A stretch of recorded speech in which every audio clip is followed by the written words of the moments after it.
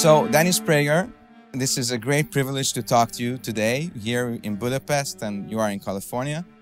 I'm a big fan of yours and been watching your videos for a long time, and not only your videos, but the videos of PragerU. And I felt so privileged not only to talk to you today, but to head the organization, the EMIH, Hungarian Jewish Association, which published your book, Why the Jews? This is a book I have read a few years ago, and it's a book that tries to explain why is there an seems eternal hate for the Jews since the beginning of time.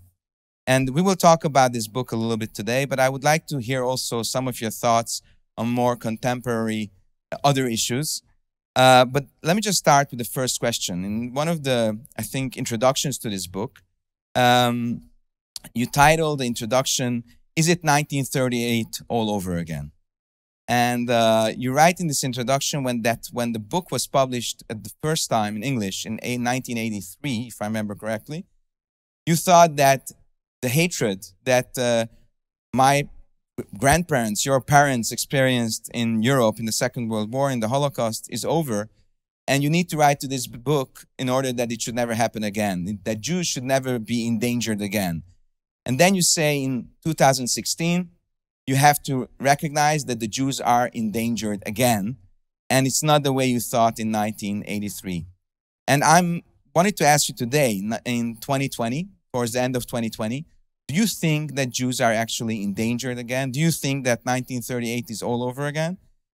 And why? Why do you think so, if you think so? Well, first of all, let me tell you what an honor it is to be with you. And I'm honored by your reaction, and thank you for translating the book.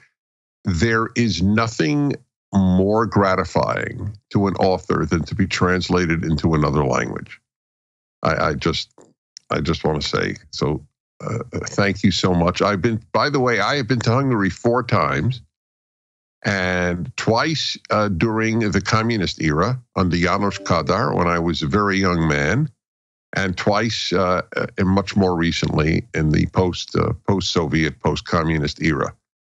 And I have a fair knowledge of your country because my expertise, so to speak, in graduate school at Columbia University was Eastern Europe and the Soviet Union. So I've seen your country go through a lot, let's put it that way. And I also understood from our conversation before the recording that you have some Hungarian ties, family ties, and you know some Hungarian expressions as well. Right. My aunt, my mother's sister, was married to a man from Hungary. And interestingly, he, though not a Satmar Jew, the Satmar rabbi, and that's, obviously the origins are Hungary there. And, that's not my philosophy either. I'm just telling you, though, the connection. He had him stay at his home in Florida for 4 months a year. It was very interesting. And it's a whole different world. But in any event, since I'm being open about the Hungarian connections, it's a very unexpected connection, shall we say.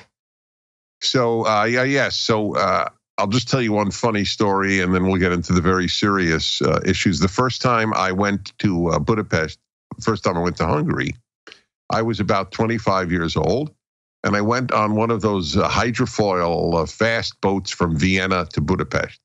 Right. And I was in need of a men's room when I went on the boat, thinking there would be one. But at that time, it was such a short journey. People knew there was no facilities on these fast boats. So I arrived in Budapest in some pain. And it was communist customs. So they went through everything I had. Did I bring in any Western magazines? Anything. So by the time I got out, I was in true pain. And I don't know any Hungarian, which is, it's theoretically related to Finnish, but it's really related to no language. It's unique. And I walk out and I see WC and I go, thank you, God, WC is international. I walk over and I see 2 doors. One says knock and the other says Ferfiak. And I'm thinking, I don't know if I am a Nook or a Ferfiak. So I looked for some symbol, maybe a picture of a man, maybe a picture of a woman, maybe an umbrella, maybe a skirt, maybe the international male-female symbol. Nothing. So I'm in terrible pain. And I actually stopped people on walking by, and I looked and I said, "Hello, Nook, Ferfiak?" And they ran away. They thought an American crazy man had come to Budapest. But so that's I learned that I was learned not those two words. You will never forget them.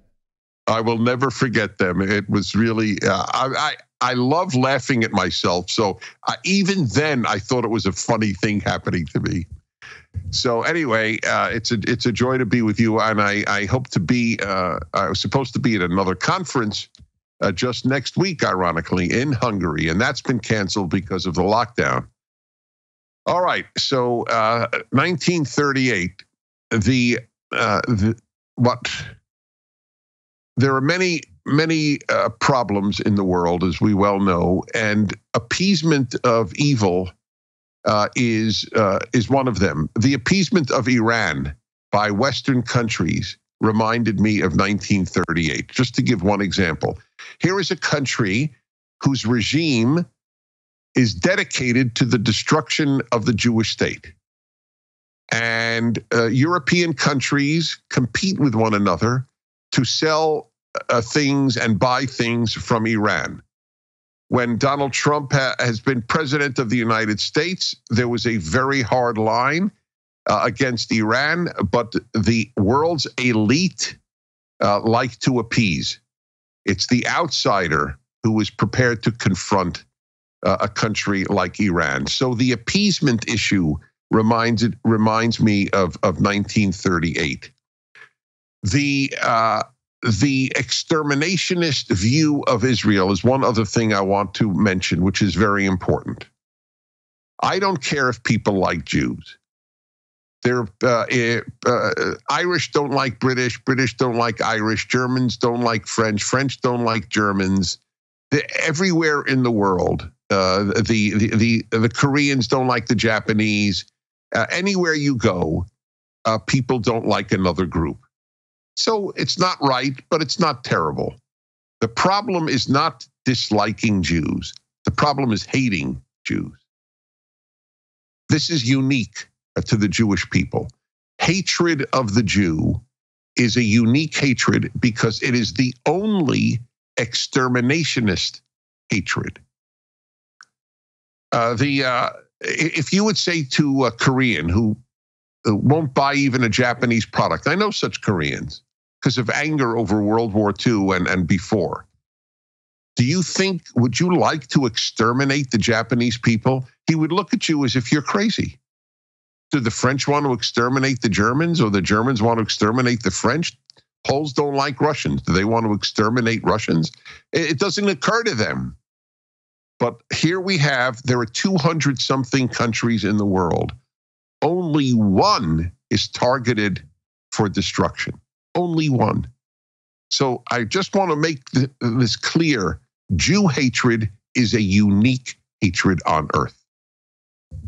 Yes, definitely. And that's what the book is about. And what I really found interesting and found unique in the approach of this book, Why the Jews, is that there can be many approaches to Jew hatred. Besides being a rabbi, I have a PhD in history, and obviously there can be many historical approaches. There can be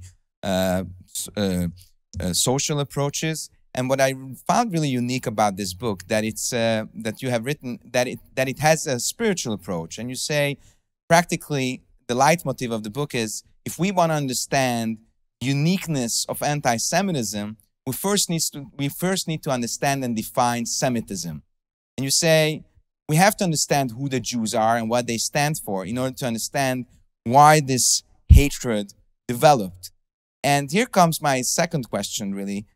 Don't you think that this approach, which I can really identify with, especially as a rabbi who deals with spirituality, and I find most of the things written about it, written in the book, 100% correct. But don't you think this has a danger for apologetics? Meaning, if we say that there is if we are going to say that actually Semitism or Judaism is the ultimate reason for this hatred, it might give an excuse for anti-Semites to be anti-Semitic. Well, first of all, they don't need an excuse. I actually believe that the ancient rabbis understood anti-Semitism better than 99% of the people writing about Jewish history or anti-Semitism. I don't write this in the book, but I will share with you and your viewers. It's a fascinating thing. The rabbis of the Talmud spend an entire volume on the question of whether a Jew is permitted to eat an egg that was laid on Yom Tov, on a Jewish holy day. It's a very obscure question, and that's just a fact. So a whole volume is on that subject, and there are about 2 lines on anti-Semitism. The reason is there was no debate. They completely understood why Jews are hated, and it is a play on Hebrew words. And even someone who knows no Hebrew can understand the concept. The word for hatred is sin'ah. The word for Sinai is Sinai. Sinah and Sinai, it's a different opening consonant, but it doesn't matter. They sound almost identical, Sinah, Sinai.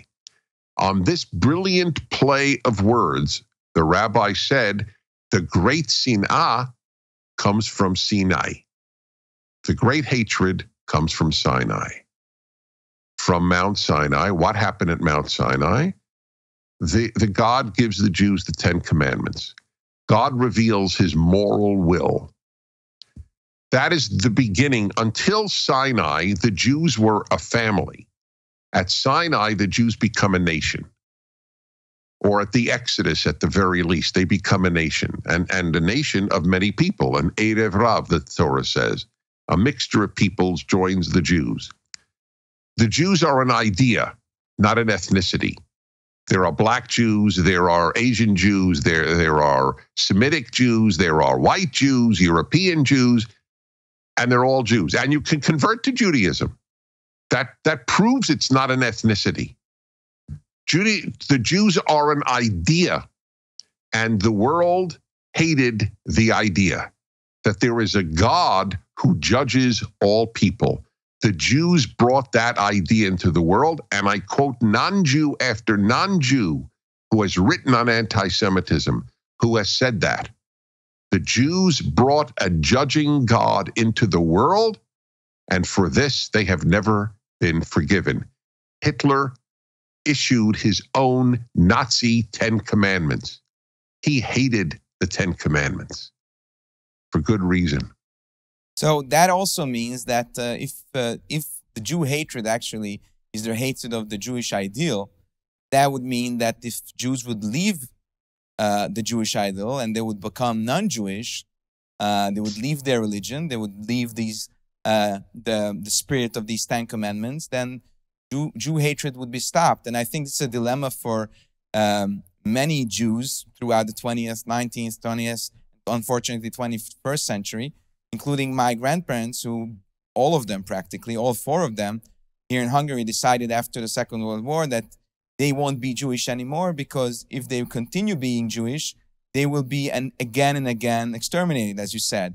So then what's the solution? Is the solution giving up our identity, giving up Jewish identity? If the rabbis are right, and I am certain that they are right, not because they're the rabbis, just because they're right. I just want to make that clear. There are times that I don't agree with the rabbis, and you're allowed as a Jew not to agree with the rabbis. But they were right, and if they are right, the only solution, if the cause of Jew hatred is Sinai, the solution to Jew hatred is Sinai. That's the great irony of Jewish history. If the world accepted the 10 Commandments, there would be no Holocaust. That's obvious. Anybody can acknowledge that. And that's why, for your viewers should know, I have videos. I have 11 videos on the 10 Commandments, 5 minutes on each commandment, plus a 5-minute introduction. It's at prageruniversity.com. It's free. I'm not selling anything. And there are tens of millions of views of those videos on the 10 Commandments. That is my task as a Jew, is to bring the world to the 10 Commandments and to the commander of those commandments. There is a statement in Deuteronomy, in Dvarim, where it says, near the end of the book, Moses says that you must explain well this Torah, be'er hetev, explain well. Rashi says, the greatest commentator who ever lived in Jewish life, this is almost 900 years ago, whenever Rashi lived in France, I don't remember the dates, and he wrote, it means translate the Torah into 70 languages. 70 is the number for like all the nations. This is my great problem in Jewish life. Jews have forgotten that they have a mission to humanity. This is the greatest single problem in Jewish life, in my opinion. The Jews who think they have a mission to the world are Jews who don't give the 10 Commandments. Karl Marx, the grandson of two Orthodox rabbis, he had a mission to the world, anti-10 Commandments. The Jews who joined the Bolshevism, the Jews who joined communism, these Jews, obviously Jews didn't join fascism because it wouldn't have them as a member. So I'm just including the terrible things that Jews thought would be their mission to the world. As I say, Jews are the most religious people in the world, but for most Jews, their religion is not Judaism. Their religion is Marxism or socialism, humanism, environmentalism, feminism. If it has an ism, Jews probably invented it. So this is a wake-up call to Jews. How do you expect the world to be decent if you don't give them the way to be decent? So Jews have a mission not just for themselves. They have a mission to convince the world and to convince all of humanity to be decent and to keep the laws of basic morality based on godly revelation. But that brings another question, I think, which I think most people struggle with when they come to this dilemma of morality and what morality can be based on, and how can we assure that immorality doesn't affect us? Is that there were many centuries, and you speak about this in your book as well, where a religion based on those 10 Commandments and based on the Jewish, in a way, on the Jewish thought and Jewish revelation of God, called Christianity, promoted anti-Semitism. And does that tell us anything about if we can really be assured about what you're saying? Is it when somebody keeps the 10 Commandments or claims to keep the 10 Commandments, does that assure us that there will be no anti-Semitism, that there won't be a Jew hatred, when we see that for 2,000 years, this was one of the most basic promotions of Jew hatred? That's question number one. And I think I just wanted to connect this to your personal, I think, very interesting stand on cooperation with Christianity. I remember that you had great criticism on the ADL report in 1994, I think, when they came out against Christian conservatives, and they claimed that they were anti-Semitic. And you claim that it's very important for conservatives to cooperate and for Jews and Christians to cooperate. So how do you see that? Isn't that a contradiction to what you have said? And also, can there be a cooperation between Jews and Christians after a history of 2,000 years of bloodshed? Very important questions.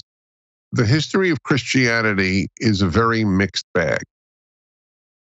On the one hand, Rambam, the greatest Jewish philosopher, and that was the 12th century, 1100s, Maimonides, said at the end of his great work, the Yad HaChazakah, that it was Christianity that brought the Torah to the world. That's a fact. The reason that the world knows about Abraham and Moshe and the Ten Commandments and the Garden of Eden and Adam and Eve and God creating the world is because Christians spread it. Jews were not spreading it. Jews were spreading it before Christianity. It's important to note. In fact, they were even spreading Judaism. In the New Testament, Paul says that the Jews would sail seas to make one convert. Jews don't know this history. Then when the Roman Empire became Christian, it was a death penalty to convert a non-Jew to Judaism and for the non-Jew to convert to Judaism. Christianity is a mixed bag. On the one hand, thanks to it, the world knows there is a Torah. On the other hand, there was a tremendous amount of persecution, terrible persecution of Jews in the Christian world. By the way, again, life is complex. During the Crusades, when bands of Christians would massacre the Jews of Germany, this was against the Pope's desire. The Pope came out against it. Jews hid in bishops' homes, but the mob won. This was not official Christianity to kill Jews. Just for the record, it's a complex subject. So you ask the great question, if the Ten Commandments is the solution, here's a religion that believes in the Ten Commandments and it's killing these Jews. Yeah, and you're right. It's correct. They obviously were not doing a job teaching the Ten Commandments. How do you believe do not murder and then murder Jews? I mean, it's the human capacity to distort things that are good is infinite. So I can only look at the world today, and this is what I can tell you. When Christianity died in Europe, we got fascism, Nazism, and communism. We didn't get love. We got horrors. Heinrich Heine, the greatest German poet who was a secular Jew, Heinrich Heine wrote 100 years before Hitler was elected, the only thing stopping the Germans from becoming from massacring people, from becoming monsters, is the cross. God forbid the cross should die in Germany. The world will have hell to pay. I'm giving a rough translation of what he said. It's easily found if people just search Dennis Prager, Heinrich Heine. They'll see the exact quote. That's true. He was a prophet. He knew what would happen. In the United States of America, the most pro-Israel, pro-Jewish group is evangelical Christians. That's not my opinion. That's just a fact. Will it? I'm not even sure it will be true in 50 years, but I know it is true today. And therefore, there must be a cooperation between Jews and Christians today. That is correct. So let's go now maybe to a little bit to the other side of the coin, and that's fundamental secularism. Let's call it that way. Extreme secularism, which you are a big fighter on the fronts of this culture war, which is getting harsher and harsher, it seems, especially in your country, the U.S. And one of the, I think, maybe our viewers don't know about this, but one of the, I think, even symbolic, we can call it, symbolic fights on this forefront is your extremely popular YouTube channel, the PragerU, where you and your colleagues and different thinkers, conservative thinkers from around the world, mainly the US, give short 4 or 5 minute videos about different ideas. And they're very good videos. We want to start something similar here in Hungary based on your platform. You have, just for the record, I checked now before we started, you have 2.8 million followers, and you actually count how many views you had, and it's an amazing number, 4,300,000,000 views, and the views go up by the seconds. And still, YouTube had canceled or took off some of your videos from its platform and forbid them. I don't know what's the right word, but what the official word is to be used. I think something like 100 videos of things like, I just want to give two titles: the 10 Commandments, do not murder. And they found this video to be offensive. Or the world's most persecuted minority, Christianity. They found this also offensive, and they took it off. So first of all, I just wanted to ask, because I didn't see any updates on this, where do we hold on with this fight? I know you put in you filed a lawsuit against them. Where do you stand on this fight? And also, how do you see this in the context of what is the biggest danger to the world, and how does this connect with the hatred of Israel, the hatred of the Jewish nation, the contemporary anti-Semitism? In the 1930s and 40s, the great threat to the Jews and to the world came from Hitler and the Nazis. The great threat today comes from the left. In the United States, it's just dishonest to speak of any Nazi threat. Okay, it just. If there were, believe me, I would talk about it. I mean, they say the president said that there were fine people who were Nazis. We have a video from a man who worked for CNN for many years, Steve Cortez. It's called the Charlottesville Lie. The president never said they were fine Nazis, President Trump. He said they were fine people on both sides of a different demonstration, one about statues. And he was right. There were fine people on both sides. The idea that Donald Trump thinks there are fine Nazis when his daughter is an Orthodox Jew, when his son-in-law is an Orthodox Jew, when his grandchildren are Jewish, he thinks people who want to murder my children are good people? I mean, the lies told about this man are frightening, just frightening. Jews, non-Orthodox Jews, interestingly, Orthodox Jews still believe in the Torah. In America, most non-Orthodox Jews believe in the New York Times. That's their Torah.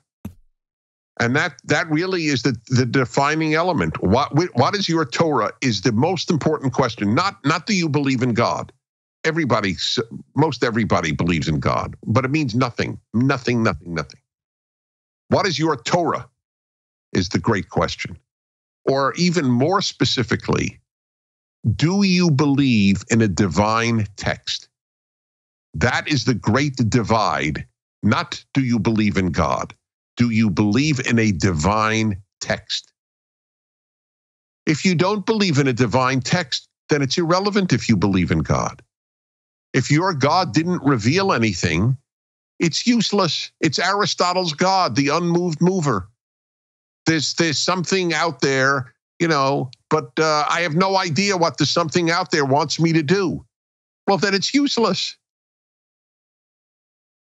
The Jews, unfortunately, the Jews who have left the idea of divine text have made other texts divine. And the threat in America today and in the world is overwhelmingly from the left, not liberals. I make this distinction all the time. Liberals and conservatives believe in many things the same. The left is the enemy of liberalism. The left suppresses speech. Now, you mentioned PragerU videos. 100 are not forbidden. They are on the restricted list, which means if your house has a filter to keep out pornography and violence, you cannot see in that house a PragerU video. So you mentioned you cannot see none, or just one of these hundreds you cannot see. No, only the one of the 100. That is correct. Yes, that if they put it on the restricted list. So I was called to the United States Senate a year and a half ago. It's on YouTube. People can watch it. My testimony at the U.S. Senate, and there was one of the heads of Google was there, and a U.S. Senator, Ted Cruz from Texas, asked the man, I was there, so, sir, why did you put Mr. Prager's talk on the 10 Commandments on the restricted list. If anything you want children to see, it's the 10 Commandments. And the man said with a serious response, because it contained the word murder. You're kidding. You can watch it. It is on YouTube. Dennis Prager, testimony, U.S. Senate. I'm sure you'll find it. It's. I sat there and I thought, am I on Earth or am I on another planet? So when it was my turn to speak, and again, you can see this, I said, before I make my remarks, I just want to say, Prager University will now be issuing the 9 Commandments, a Google-friendly version of the 10 Commandments. We will remove, thou shalt not murder. Wow. That's how absurd it is. But it's very frightening. In America, what Twitter is doing to people it doesn't agree with, and Facebook, and YouTube, and Google, this is the greatest challenge to free speech in American history. The French gave America the Statue of Liberty because we are known in America for freedom. And the left is the greatest attack on liberty in American history. This is a very scary time we are living in. Wow. It is indeed, and you're right in the middle of it. So as a last question, I know our time is up soon. And I wanted to ask you about just, the developments of the last week, I guess. Just maybe 2 days over a week. The U.S. elections. And looking towards the U.S., the other side of the Atlantic, from here, from Hungary, it looks pretty scary. It looks like a big chaos is going on. And I, as a public thinker, I wanted to ask you that, see this all boiling down. What do you predict? What's your prediction about all this? And what's your opinion? What is going to happen? I wrote 15, 20 years ago, America's in a civil war. And I wrote, thank God it is not violent. But the left and the right in the United States have nothing in common. The left does not believe in free speech. The right believes in free speech. The right believes that America created, with all its flaws, it created a good society. Just mention to your Jewish viewers, the most famous Jew of the 20th century, the Lubavitcher Rebbe, said, Menachem Schneerson, said, the head of Chabad, America is a Medina shel Chesed. That's the way he put it. And this was in the 1940s. And there was more anti-Semitism in America than in the 1990s. But he said America is a Medina shel Chesed, is a righteous country, a good country. And he was right. The best country Jews ever lived in outside of Israel has been the United States. And yet Jews vote for the party that says America is systemically racist, that it was founded in evil and continues to be that way. It is very disappointing, but that's the Jewish issue is only one aspect. America is in a civil war, and it is over the most fundamental issues of life.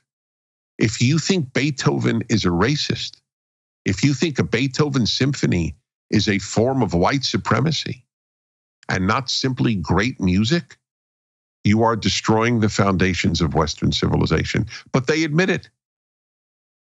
The black leader in America, Jesse Jackson, led a demonstration at Stanford University, I think in the 1990s or 1980s.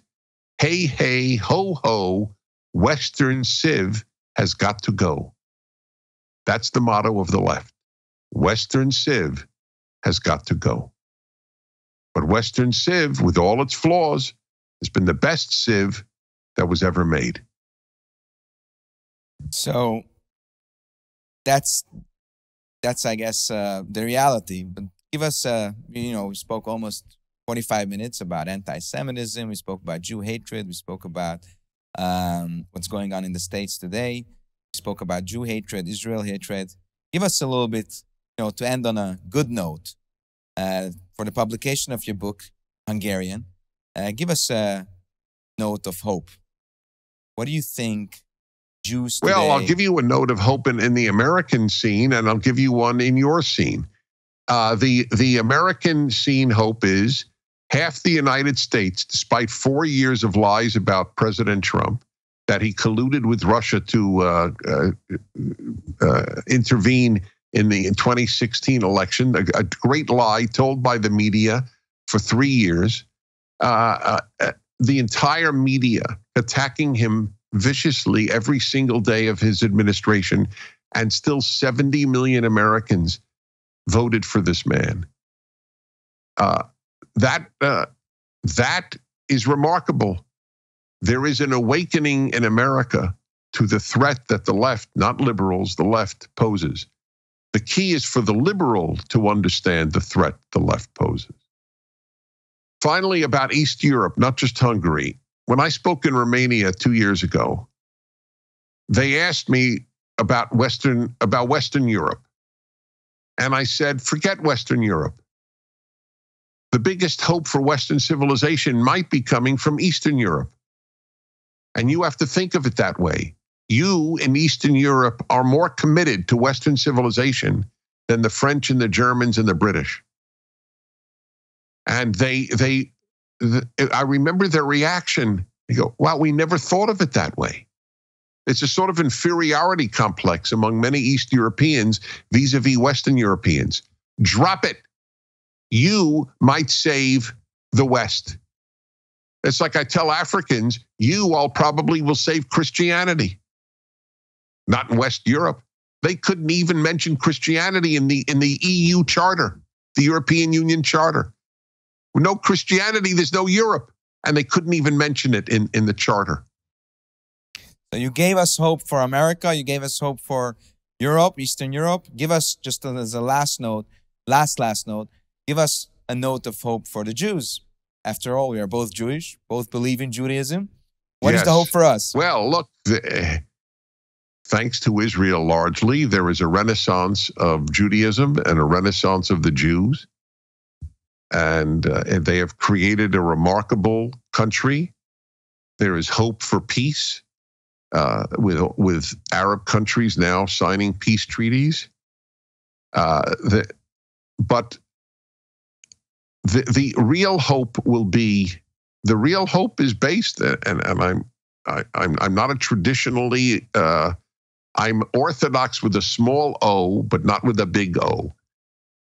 Orthodox, my doctrine is Orthodox, but my halachic practices are not fully Orthodox. I always tell who I am so that there's never any doubt about who is talking to people. So even as such a Jew, I am saying without the Torah basis, then that gives us hope. I'm not asking you to be Orthodox, but I'm asking you to at least recognize there is a divine book called the Torah. It changed the world. There was, just like I cannot explain the world without God, I cannot explain the Torah without God. These are two miracles. By the way, I am making the case for the Torah in my commentary on the Torah called The Rational Bible. It is the best-selling commentary on Bible in America today. It's called The Rational Bible. The first 2 volumes are out, Bereshit and Shemot, Genesis and Exodus.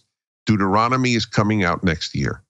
This is the biggest work of my life, and it is for non-Jew, Jew, Orthodox Jew, non-Orthodox Jew to explain the unique greatness of this text. So I rather a person be philosophically agnostic and believe in the Torah than believe in God and have no text from God. So I pledge we will translate your commentary on the Torah as well, and hopefully then you will be able to come. If you do, I will come to Hungary. We look forward and wish you good health and a lot of luck for your important work. Thank you so much. God bless you and your work. It's been an honor to be with you. Thank you so much, Dennis. All the Thank best. you. Regards to LA. Isn't it?